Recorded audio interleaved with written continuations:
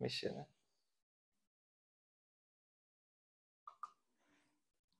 Sozinho.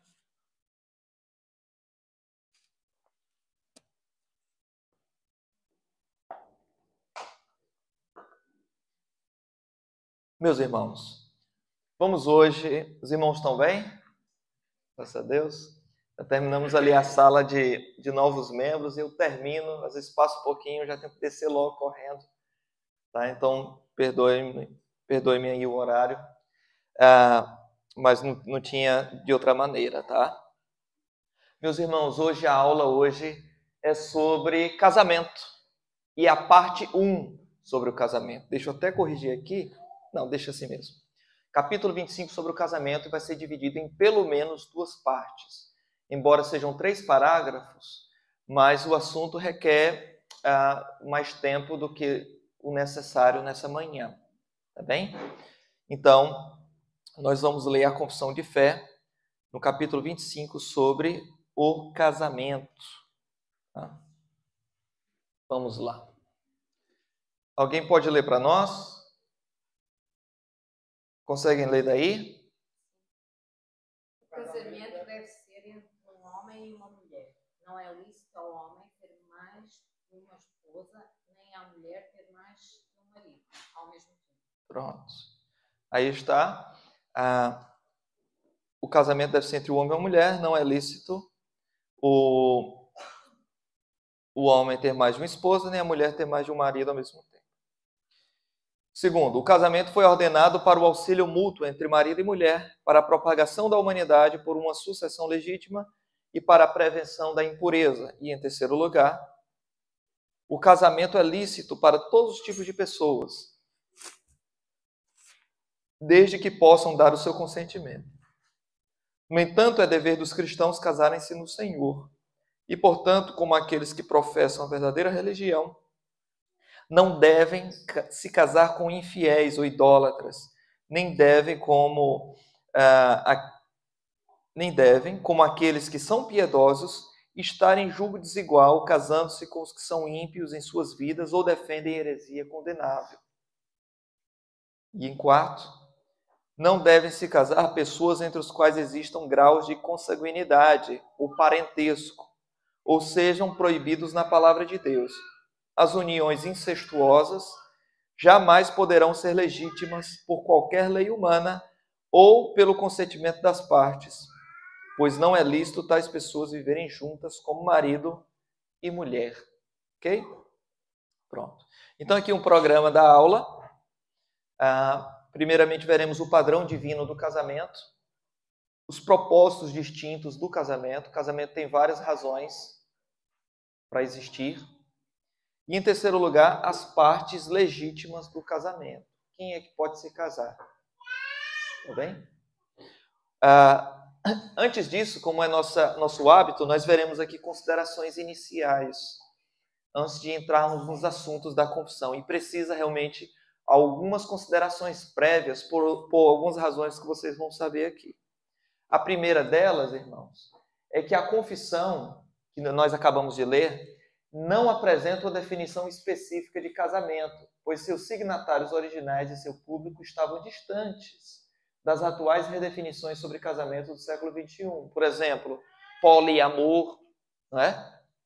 De vez em quando a gente ouve no jornal uma notícia de uma mulher que está casada com 3 homens, ou do homem que está casado com 4 mulheres, ou coisas assim. Tá? Na época dos autores da confissão, isso era praticamente impensável. Tá? Então, eles não tratam sobre essas questões da nossa modernidade, melhor, da nossa pós-modernidade. Também não tem na confissão questões, uma oposição explícita contra a união homossexual. Por quê? Porque não era algo próprio das disputas da época, como é hoje para nós. Tá bom? Na época que esse documento foi confeccionado, foi escrito, eles não tinham os problemas que hoje nós temos. E nós vamos precisar adaptar em algumas coisas aqui. União estável, como sendo sinônimo de casamento, na época existia ou você é casado, ou você é, como a gente chama, né? Chama lá nossos pais, é amaziado, né? É abrasado, né? Algumas pessoas usam amancebado, que é feio demais, né? Amancebado. Né? Enfim, está num desenrasque ali. Está num desenrasque. Né? Que hoje é chamado de união estável e querem impor como se fosse o próprio casamento. Não é. Tá? Então, essas coisas não existiam na época que os puritanos fizeram essa confissão aqui. Outra consideração. Sendo assim, podemos definir o casamento como. Então, já que não tem uma definição explícita de casamento, vamos definir, não é? Casamento é uma promessa pública e formal feita por um homem e uma mulher, um ao outro, que os leva a uma união matrimonial destinada a proporcionar um companheirismo de vida multidimensional.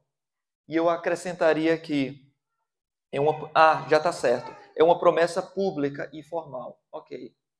Isso daqui previne sobre vários problemas, por exemplo. É uma promessa pública e formal feita por um homem e mulher. Então já diz aqui questões de relacionamento, que é um relacionamento heterossexual. Mas não basta ser um relacionamento heterossexual.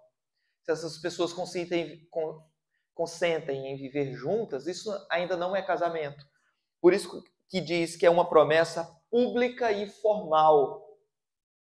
Porque era assim que era tratado, tanto na Antiga quanto na Nova Aliança. Tá? Perante à sociedade, existia uma satisfação pública no ato que era feito. Uma transição de antes e depois de casado através de uma cerimônia específica, feita por um sacerdote ou algo assim. E é formal também, tá? Ou seja, o papel é importante sim. Porque o papel é evidência de algo que você quer se comprometer a fazer.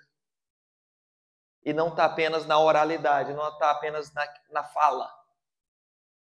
Tá bem? Então o papel é importante sim, no casamento. Outra coisa. Ok, vamos passar aqui para frente. Outra consideração é que está ausente na Confissão Batista qualquer declaração relativa ao divórcio.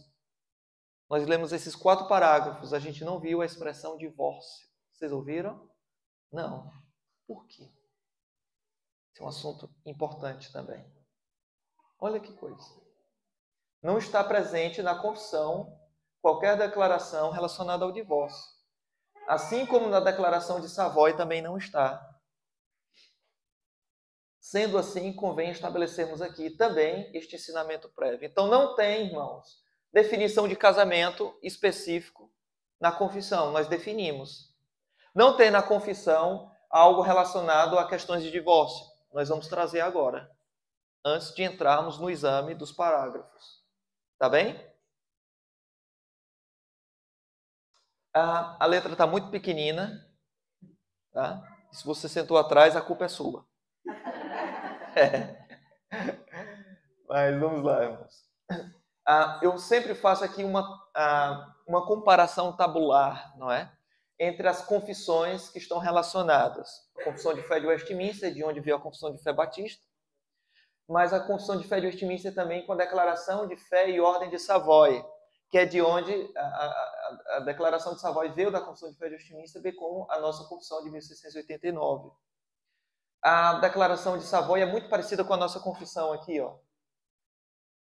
Aqui vem preenchido várias questões, e aqui não. Omitiu, e na nossa também omitiu.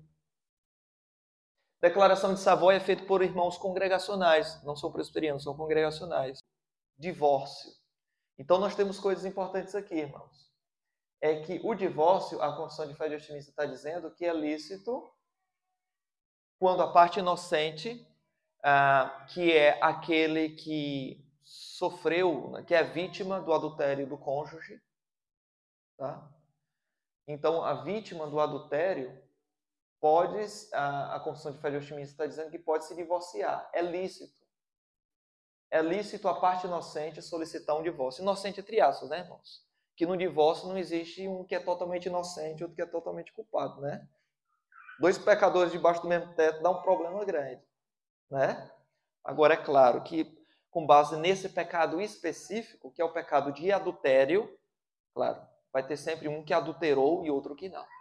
ok? Neste caso, o que não adulterou e foi vítima, ele pode, é lícito, a Confissão de Fé de Westminster está dizendo, a passar por um divórcio. A seguir ainda continua, não é? Como a corrupção do homem é de tal que inclina para... Então, irmãos, observe que ela continua o assunto. E a Confissão de Fé Batista não continua. Por quê, irmãos? Pararam para pensar nisso? Vamos ver aqui. Meus irmãos, porque a Confissão de Fé Batista de 1689 simplesmente omitiu estes últimos parágrafos tão importantes sobre o divórcio. Por que ela omitiu? Essa é uma boa pergunta. É importante observar que a Confissão de Fé Batista de 1689 não foi a única a omitir esta seção da Confissão de Fé de Westminster. A Declaração de Fé e Ordem de Savoy também omitiu. Ademais, a aprovação final do Parlamento inglês em 1648 sobre a Confissão de Fé de Westminster, que se completou em 1646, permitiu sua publicação sem esta última seção, pois entendiam que questões de casamento e divórcio pertenciam à esfera civil e do governo, não à competência das igrejas presbiterianas inglesas. A versão integral foi adotada pelos presbiterianos na Escócia em 1647 e mais tarde ratificada no parlamento escocês sem alteração. Tudo isso significa que estas últimas partes da Confissão de Fé de Westminster sempre foram controversas desde aqueles dias da original publicação. O que é isso, irmãos? Não somente a Confissão de Fé Batista omite a questão do divórcio, a Declaração de Fé e Ordem de Savoy também, contemporâneos daqueles irmãos de Westminster, omitiram em suas confissões e suas respectivas denominações, mas também, quando essa confissão de fé ela ficou pronta, meus irmãos, a Confissão de Fé de Westminster, ela teve que passar pelo parlamento. Lembre-se que foi o parlamento que solicitou, através de convocação sinodal, as igrejas para aquilo que foi chamado de Assembleia de Westminster, que terminou no ano 1646, e o fruto daquilo foram 3 documentos das igrejas presbiterianas, a saber, a Confissão de Fé de Westminster, o Catecismo Maior de Westminster e o Catecismo Menor de Westminster. 2 catecismos e uma confissão de fé. E depois que isso terminou, isso voltou para o parlamento ler e dar a aprovação final. Na hora que o parlamento viu esses parágrafos sobre divórcio, o parlamento disse, nós vamos aprovar, mas sem esses parágrafos sobre divórcio, porque não compete às igrejas presbiterianas determinar sobre isso, porque pertence à esfera civil e do governo tratar sobre questões de casamento e divórcio. E eles omitiram e permitiram a publicação da Confissão de Fé sem esses últimos parágrafos lá. Olha que coisa. Isso na Inglaterra. Na Escócia foi aceita na íntegra em 1647 e depois, tempos depois, o parlamento da Escócia permitiu a aprovação sem nenhuma alteração. Mas olha a complicação aí, irmãos. Não é? Vamos lá. Por que a Confissão de Fé Batista de 1689 omitiu estes últimos parágrafos tão importantes sobre o divórcio? Fica a pergunta. A Confissão de Fé de 1689, Batista, não as omitiu porque os irmãos que elaboraram essa confissão, os teólogos, entendiam, porque os batistas entendiam que era um parágrafo sem importância. Isso não importa, vamos omitir aí, porque é gasto de papel, de tinta. Não foi por essa razão. Não foi porque era sem importância, de pouca importância. Nem as omitiram porque entendiam que as escrituras nada falam sobre os assuntos desses parágrafos. Eles não omitiram porque eles disseram, a Bíblia não trata sobre isso, então vamos deixar assim, sem nada. Não foi por isso também. Porque eles entendiam que a Bíblia trata sobre questão de casamento, divórcio e novo casamento. Favoravelmente ou contra, mas eles acreditavam. Tá? Por que eles omitiram? Se consideravam importante e se acreditavam que a Bíblia ensina sobre isso. Por que eles omitiram da confissão? A resposta: eles omitiram da Confissão de Fé Batista por uma questão de consciência. Os batistas são conhecidos como os paladinos da consciência, da liberdade de consciência. Tá? Os batistas ingleses tinham visões diferentes sobre este assunto. Os puritanos batistas que elaboraram essa confissão, irmãos, bem como as igrejas batistas da época em que eles pastoreavam, eles tinham visões diferentes sobre a questão de casamento e divórcio e novo casamento. Tá? Pode haver divórcio ou não? Eles divergiam sobre isso. E se houver divórcio, o recasamento é justificável? Eles brigavam sobre estas coisas, irmãos, e a briga era grande mesmo. Demorada. Pode falar, irmã. É só para fazer uma ligação, digamos assim, com coisa nova. Como Jesus fala sobre Isso. qual é a ligação e em que é que isso diverge ou converge com esta passagem de Boa. A gente vai entrar no texto de Mateus 19 e vamos analisar Mateus 19, que é um texto que fala sobre divórcio, tá? Mas eles omitiram Mateus 19 da confissão porque trata sobre divórcio. Mas vamos ver isso. Boa pergunta. A Bíblia e o divórcio. Então, já que a confissão de fé não traz, não é? Por que não traz? Aí, vários pastores batistas ingleses que elaboraram essa confissão tinham abordagens que ora concordavam ou discordavam da confissão de fé de Westminster nessa questão. E decidiram, em bom senso e com base em seu entendimento de liberdade de consciência, segundo as Escrituras,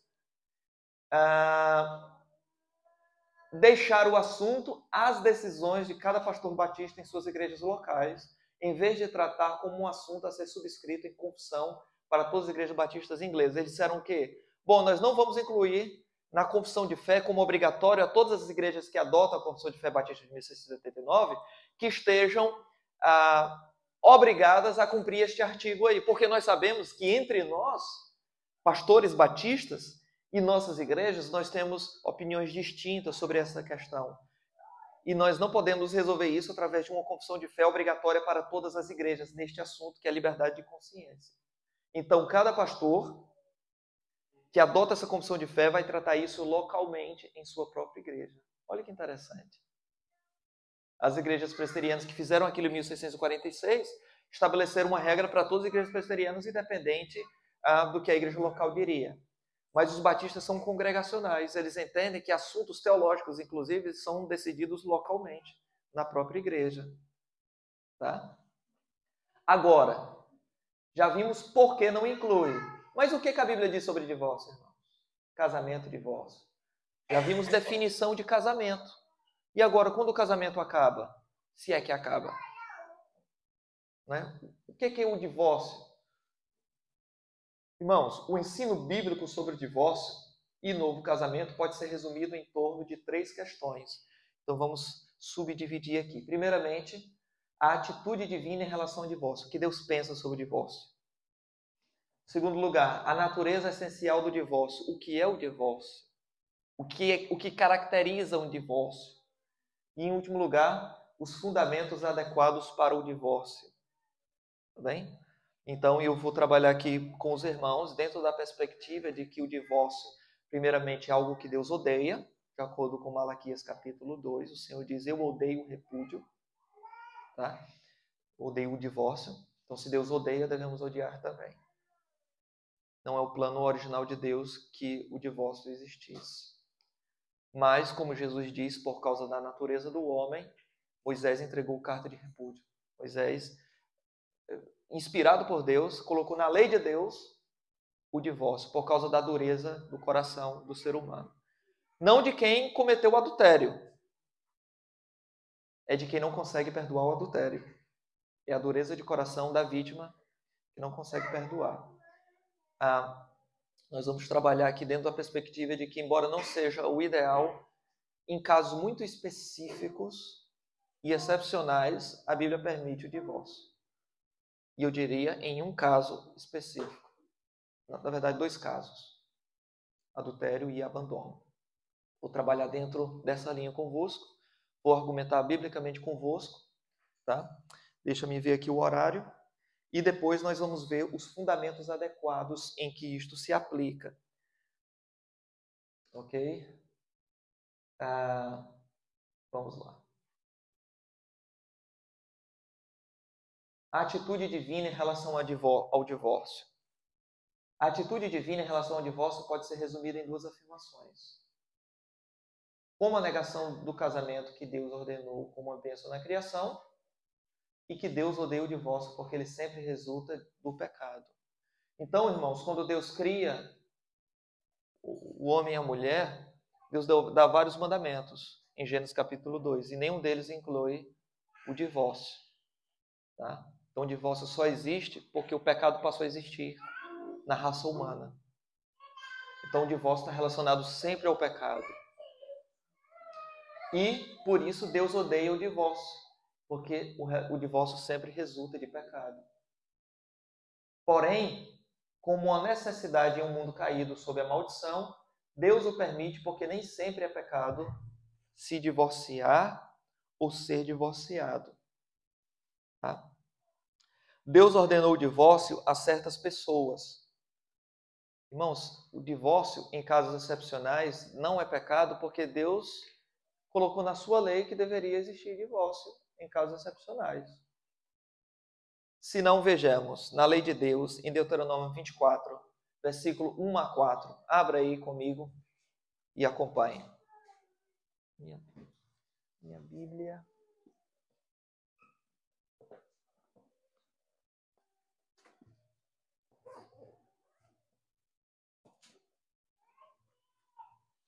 Deuteronômio 24, versículo 1 a 4, diz assim a palavra de Deus.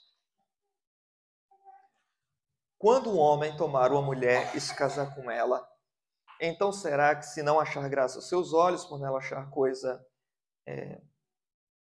indecente, ele lhe fará escrito de repúdio ou de divórcio, e lhe o dará na sua mão e despedirá de sua casa. Se, pois, saindo da sua casa, for se casar com outro homem, o recasamento, e este último homem a aborrecer, odiá-la, e lhe fizer escrito de repúdio, e lhe o der na sua mão, e a despedir da sua casa, ou se este último homem, que a tomou para si por mulher, vier a morrer, então o seu primeiro marido, que a despediu, não poderá tornar a tomá-la, para que seja sua mulher, depois que foi contaminado, depois que passou por vários outros maridos. Não pode mais, pois é abominação perante o Senhor, assim não farás pecar a terra que o Senhor teu Deus te dá por herança. Então veja que Deus, embora o divórcio tenha entrado no mundo por causa do pecado, mas já que está no mundo, então Deus ele estabelece normas pelo qual isso deveria acontecer, para que não pudesse acontecer por qualquer coisa e nem de qualquer maneira. É como se Deus agora estivesse a administrar o caos. Tá bem? Então veja que está na Bíblia. Tá? E muitos outros textos também. O próprio Deus se divorciou da nação de Israel após haver entrado em uma aliança matrimonial com ela. Lembra? Deus disse, eu casei convosco, Israel, lembra? O texto de Jeremias diz isso. Mas você me traiu, você cometeu adultério debaixo de toda árvore, com postes ídolos. Por isso eu te dei carta de repúdio, de divórcio, olha só. Não é? Então a Bíblia apresenta isso. Deus se divorciando da nação de Israel, a linguagem. Vamos lá. Uma vez que o divórcio é a dissolução da aliança matrimonial, ele deixa o crente livre para voltar a casar, desde que existam fundamentos adequados para o divórcio. Lembre-se, o casar é casar no Senhor. É o que Paulo diz em 1 Coríntios capítulo 7. Está livre para casar com tudo que seja feito no Senhor. Só pode casar se for com crente no Senhor. É isso que significa a expressão. Essa observação de senso comum também é confirmada pela implicação de 1 Coríntios 7,15. Observe o contraste entre essa afirmação. Abra aí para nós, 1 Coríntios 7,15.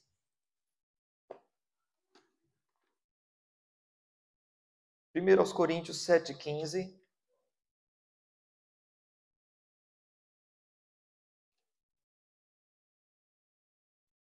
Como é que diz? Mas se o crente Porque nesse caso, o irmão ou irmã não está sujeito à servidão, mas Deus chamou-nos para a paz. Pois. Mas se quiser se apartar, a ideia aí, o verbo aí é se separar, o verbo grego, tá bem? Se ele quiser se separar, então deixe separar. O crente, né? Não. 7, versículo 15. Mas se o descrente, é o descrente. Não é crente não, viu, meu irmão? Uma Karine.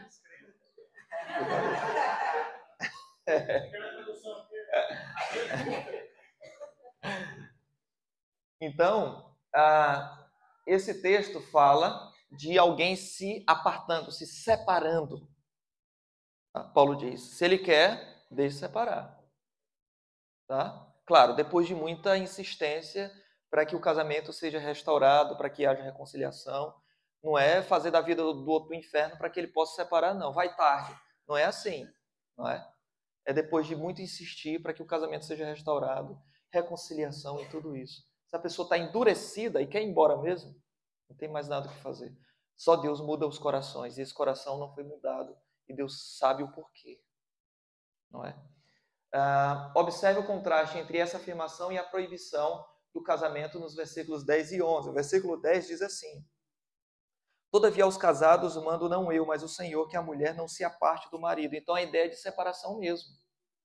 Versículo 11: Se porém se apartar ou se separar, que fique sem casar. Então o casamento aqui contrastado com o apartar-se, com o separar-se. A ideia de divórcio aqui. Tá? Então o versículo 15, o versículo 10 e 11 do capítulo 7 está falando de divórcio, quando é que é lícito e quando não é lícito. Tá? E no versículo 39 diz: a mulher está ligada pela lei todo o tempo que seu marido vive, mas se falecer o seu marido, fica livre para casar com quem quiser, contanto que seja no Senhor, casar só com crente. Então a ideia de que ela está livre, tá? Ela está ligada, ela está presa pela lei ao marido enquanto ele vive. Mas se ele morrer, tá? Fica livre. Fica livre é o quê? Versículo 39. Para casar. Tá? Então essa ideia de ficar livre, no contexto de 1 Coríntios 7, não é só livre da outra pessoa, é livre para um novo matrimônio. Quando existe um divórcio biblicamente lícito, no caso de adultério, o abandono aqui. Mas no caso entre um crente e um descrente. Isso, exatamente. Seria o mesmo padrão?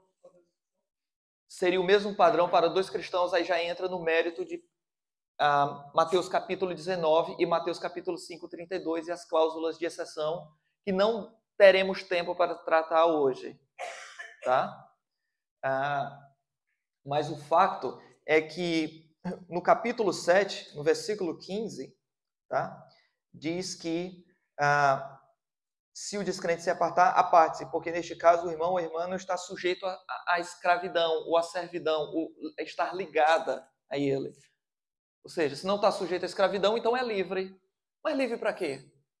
De acordo com o contexto, no versículo 39, a ideia de ser livre é livre para casar, mas tem que ser no Senhor, tem que ser um crente. E mais à frente aqui, para a gente terminar essa primeira parte e encerrar, 1 Coríntios 7, versículo 27 e 28, afirma explicitamente que se alguém for separado da esposa, não estará pecando se vier a casar novamente. Explicitamente, se alguém for separado da esposa, a esposa é descrente, tá? Agora essa questão, e o marido se converteu, então ela não quer conviver com um cônjuge crente. Aí a esposa descrente se separa do marido. O marido não vai abandonar a Cristo para preservar o casamento. E o contrário, o marido crente não vai abandonar a Cristo para poder continuar casado. Paulo disse, se ele quiser separar, então que aparte-se. Que Deus não nos chamou para a escravidão. Tá? E se ele vier a casar novamente, tá? Claro, isso é permitido neste caso de abandono ou próximo domingo, na cláusula de exceção de Mateus 19, relações sexuais ilícitas, aquilo que é chamado de porneia, e vamos estudar o significado dessa palavra, relação dela com moicheia, outra expressão grega, a gente vai aprofundar um pouco mais sobre Mateus 19. Hoje a gente quer apresentar apenas, certo, irmãos? A gente quer apresentar apenas isso aqui, ó, a atitude divina em relação ao divórcio. Se a Bíblia ensina a possibilidade de divórcio.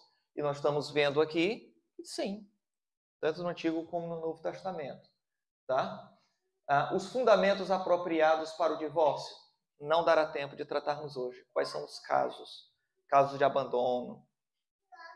Na sua mente agora deve estar passando alguém que nunca traiu a esposa, cometeu adultério físico, mas já espancou, e aí continua casado, já que não adulterou. E muitos outros casos complexos, abuso na família, embora nunca tenha cometido adultério fora do casamento, divorcia ou não. Então nós vamos trabalhar essas questões. Claro que não pode mais conviver junto. Mas qual o amparo bíblico para se divorciar?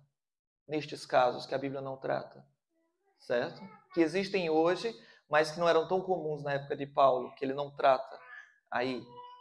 Ok? Então, isto e outras coisas veremos nos próximos episódios da nossa série. Tá bem?